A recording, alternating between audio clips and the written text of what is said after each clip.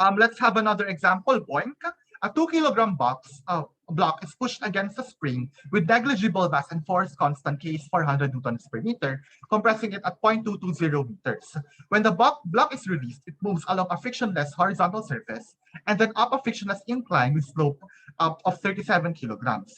How high does the block travel up the incline before starting to slide back down? So gaano kataas yung magiging height nung incline? Note here that the force as the surface is frictionless, therefore we can just use conservation of mechanical energy for this particular problem.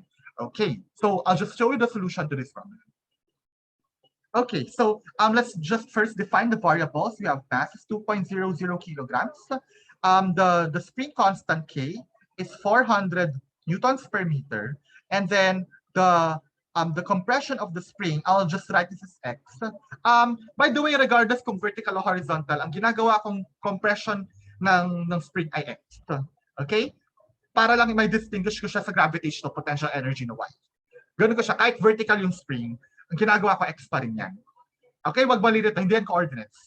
X is just the compression of the spring. Okay, so if X equals 0.220 meters. So 22 centimeters yung kanyang, tama di ba? 22 centimeters yung compression niya. Ang laki ng spring na to. Okay, so let us define two states. Ano yung mga states na meron tayo? Ilang states meron tayo? Ilan? 3. 3 ba? Kailangan bang tatlo? Sir, 2 kasi magzi-zero yung V. Actually, dalawa lang. Kasi ang kailangan mo lang naman dyan, yung initial condition na parang kinasa mo yung spring, tapos yung final condition na umakyat yung box dun sa slide. So, meron kang dalawang condition. So, drawing ko na lang para mas madali. So, first, you have this condition. This is the spring. That's tapos ito yung incline. This is sub 37 degrees. Tapos itong compression na to is 0.220 meters. Yan yung first state. Hindi mo na kailangan i-consider yung pag-compress mismo ng box sa spring. You don't care about it. Hindi naman importante yan. And then, for the second is the spring relaxes. So, parang gumano na yung spring. So, ganyan siya. Humaba yung spring. Tapos, andito yung box. Andyan yung box at some height each. The question now is, what is this height? Okay.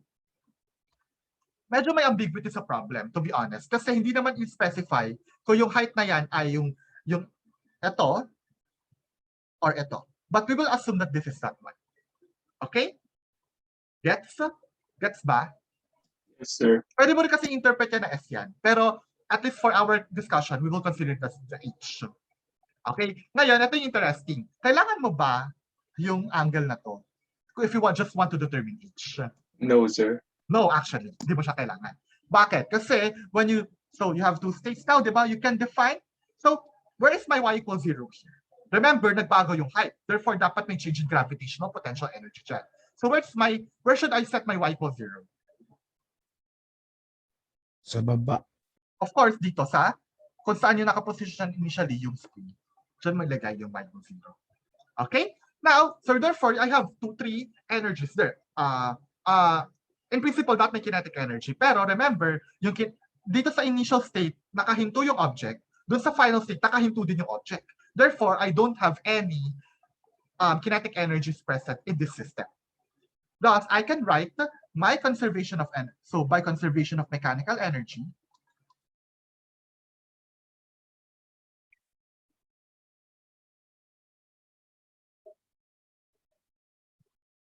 we have E1 equals E2, and therefore I have 1/2 kx1 squared plus mgy1 equals 1/2 kx2 squared plus mgy2.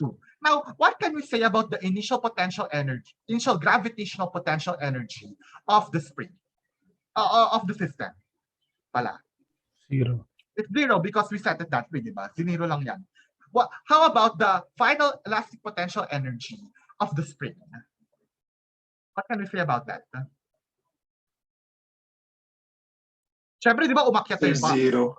Therefore, hindi na nag-interact yung spring dun sa box. And hence, this should also be 0. And thus, I can say that, ano yung y2? This is just the height of the object. Okay, of the incline. The height reached by the object.